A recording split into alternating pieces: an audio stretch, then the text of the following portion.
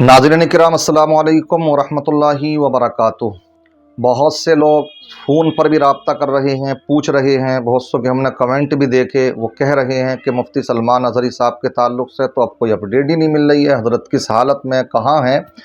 तो social media के ज़रिए से ही देखिए हमें भी इतना पता लगा कि कल कोर्ट में हज़रत की सुनवाई थी और आगे कोई इस तरह की कोई नई अपडेट आएगी, क्या हुआ उसमें आखिर, तो वो इंशाअल्लाह आप तक बात पहुंचाई जाएगी। दुआ करें, माह रमज़ान चल रहा है, अल्लाह तबारक व तआला हज़रत को जल्द अज जल्द रिहाई अता फरमाए। और साथ ही साथ कोई ये भी ना समझे, बहुत से लोग ये कर रहे हैं कि देखो अब हज़रत को भूल गए लोग, समझ रहे हैं, तो भूले नहीं है। मामला कुछ ये है कि उनके जो बड़े भाई हैं हज़रत अल्लामा मौलाना मुफ्ती ज़ुबैर आलम मिसबाही दामत बरकातुहुमुल क़ुदसिया, तो उनकी एक आपने क्लिप देखी होगी गुज़िश्ता हफ्ते में, तो उन्होंने यही अपील की थी कि उनके ताल्लुक़ से कोई भी किसी तरीक़े की अब अपडेट देने की कोशिश नहीं करें, जो भी सही खबर होगी हम खुद आकर के आपको बतला देंगे। इसलिए आपने देखा होगा जो सही यूट्यूबर हैं तो अब उनके ताल्लुक़ से कोई ख़ास खबर नहीं दे रहे हैं, सही का लफ्ज़ बोल रहे हूँ, क्योंकि यूट्यूबरों का ही मामला ऐसे ही समझ लो जैसे गोदी मीडिया का बन चुका है, ज़्यादातर के मामलात ऐसे हो चुके हैं। बहरहाल दुआ करें, माह रमज़ान चल रहा है, लेकिन मैं आपको एक बात बतलाना चाहता हूँ। आज जब मुफ्ती सलमान अज़हरी साहब की बात आ ही गई है तो उनके चाहने वाले अगरचे परेशान हों, मगर मैं आपको बतलाता चलूँ, ये जो उनको दिक्कत और परेशानी आई है, आई क्यों है आखिर? कोई उनके घर का मसला था क्या? किसी ने उनकी खेती बाड़ी कोई काट ली थी, मार ली थी? क्या मामला था? उनका किसी ने बैंक बैलेंस लूट लिया था, इस वजह से वो उसके पीछे पड़ गए, तो कोई उनके खिलाफ इस तरह का मामला हुआ? कोई उनका पर्सनली मैटर नहीं है, कोई ज़ाती मफाद नहीं था। उनका जो मामला है वो अल्हम्दुलिल्लाह वो दीन व सुन्नियत ही के लिए काम कर रहे थे। और क्यों, साथ ही साथ एक बात ये भी समझते चलें कि अल्हम्दुलिल्लाह जिसके दिल के अंदर अल्लाह और उसके रसूल की सच्ची मोहब्बत होती है, जो इश्क़ रसूल की घुट्टी पी लेता है, तो फिर उसको कोई तकलीफ़ दिखाई नहीं देती है। आला हज़रत ने फरमाया ना कि फिर के गली गली तबाह ठोकर सब की खाए क्यों, और दिल को जो अक्ल दे खुदा तेरी गली से जाए क्यों, और जान है इश्क़ मुस्तफ़ा रोज़ फुजू करे खुदा, और जिसको हो दर्द का मज़ा नाज़े दवा उठाए क्यों। तो ये इश्क़ रसूल का दर्द जिसको मिल जाता है तो कोई भी दर्द हो उसका इलाज किया जाता, मगर इश्क़ रसूल का एक ऐसा दर्द है कि अल्हम्दुलिल्लाह इसके लिए बढ़ाने की दुआ की जाती है। क्यों? इसलिए कि इसमें मज़ा ही तब आता है कि जबकि इंसान अपने इश्क़ रसूल में दर्द में तड़पता है। तो अल्हम्दुलिल्लाह हम कह सकते हैं मुहाफ़िज़ मामूस रिसालत हज़रत अल्लामा मौलाना मुफ्ती सलमान अज़हरी साहब जो गए हैं तो वो अल्लाह और उसके रसूल की मोहब्बत में पहरा देने की बुनियाद पर जो बदतमीज़ लोगों ने उनके खिलाफ FIR कराई तो उसमें गए हैं। और वो हम शायद परेशान हैं, हम यकीन के साथ कह सकते हैं अल्हम्दुलिल्लाह वो जेल में भी होंगे तो कोई परेशान नहीं होंगे। क्यों? इसलिए कि उन्होंने जो इश्क़ रिसालत की घुटी पी है वो दर आला हज़रत से पी है अल्हम्दुलिल्लाह।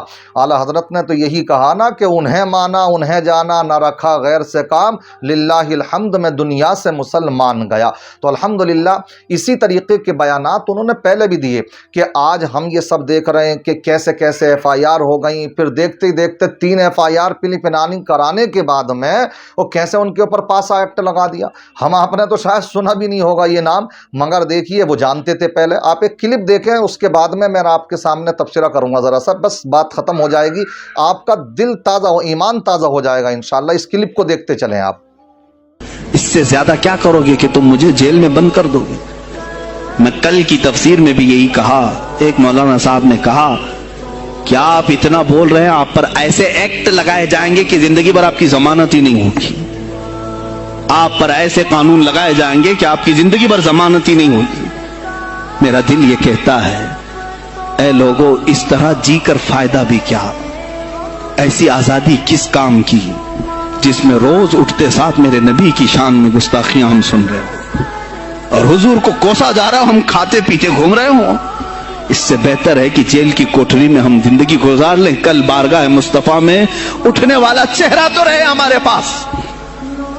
अगर अल्लाह के नबी सल्लल्लाहु तआला अलैहि वसल्लम ने सवाल कर लिया पकड़ करके कि तेरे जिंदगी में तेरी जवानी में मुझ पर तो लोग रंगीला रसूल कह रहे थे, तू क्या कह रहा था? तू क्या कह रहा था उस जमाने? तुम क्या कहोगे اے اللہ کے نبی میں مزدور تھا, میں کچھ نہیں کر سکتا تھا, میں غریب تھا, کام کاج کرتا تھا, میں کچھ نہیں کر سکتا تھا. یاد رکھو اس وقت میرے آقا تمہارے سامنے بلال حبشی کو لا کر کھڑا کر دیں گے. یہ کیا تھا بلال؟ یہ تو غلام تھا, اس کی پیٹھ پر سل رکھ کر کے پیٹھ گلا دی جاتی, تب بھی اپنی زبان پر میرا نام لینا نہیں چھوڑتا تھا. تم کون سی مزدوری کی شکایت لے جاؤ گے؟ بہانہ کرو گے اللہ کی بارگاہ, رسول کی بارگاہ میں بہانہ کرو. تو دیکھا آپ نے, حضرت نے دیکھیے خلاصہ فرمایا, خود ہی کہا ہے کہ اگر میرے اوپر ایکٹ بھی لگا دیے جائیں, اب کہ ہم نہیں جانتے, اور یہ اس وقت کی ویڈیو ہے جبکہ حضرت جیل میں نہیں تھے, تو وہ جانتے تھے, اس لیے وہ تو یہی حوصلہ دے رہے ہیں. اور الحمدللہ یہ بزرگوں کی سنتیں ہیں, نبیوں کی سنتیں ہیں جیل میں جانا. کوئی جرم کر کے نہیں گئے ہیں کہ جس کی بنیاد پر یہ ان کے کہا جائے صحیح ہو رہا, ان کے ساتھ ایسا ہو رہا ہے, تو نہیں. وہ اگر گئے ہیں تو ان کو صرف ષڑ ینتر کر کے, سازشیں کر کے پھنسایا جا رہا ہے. اور کس لیے؟ کیونکہ وہ اللہ اور اس کے رسول کی محبت میں سرشار ہیں, ناموس رسالت پر پہرا دے رہے ہیں.